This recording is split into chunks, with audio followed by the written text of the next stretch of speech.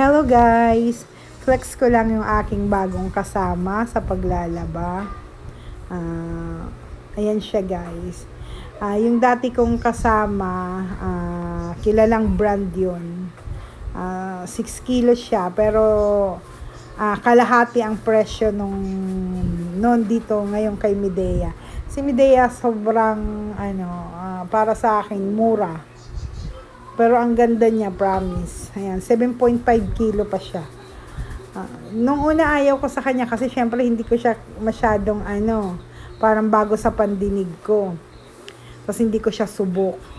Pero yan, yung maganda kay Midea, may filter siya.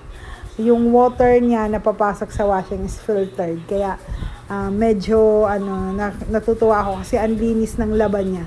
Tapos ang maganda pa sa kanya, walang kaingay-ingay. Yung dati kong brand na ginagamit, 10 taon din kaming nagsama. Wala yun siyang sira. Ang naging problem lang nun, medyo yung sa may paan niya. Winelding yun. Tapos nung gagamitin ko na. Pero nakapagpahinga naman siya ilang araw bago ko ginamit uli. Nung linggo nga actually. Nung gagamitin ko na, hindi na siya nag-power.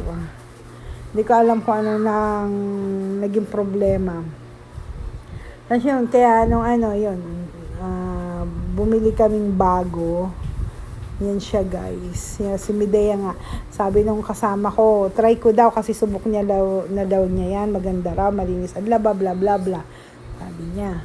Yun, so far naman di ako nagsisisi. Pero nung una talaga naiinis ako kasi gusto ko nga sana yung dati kong gamit. Kaya lang ang mahal.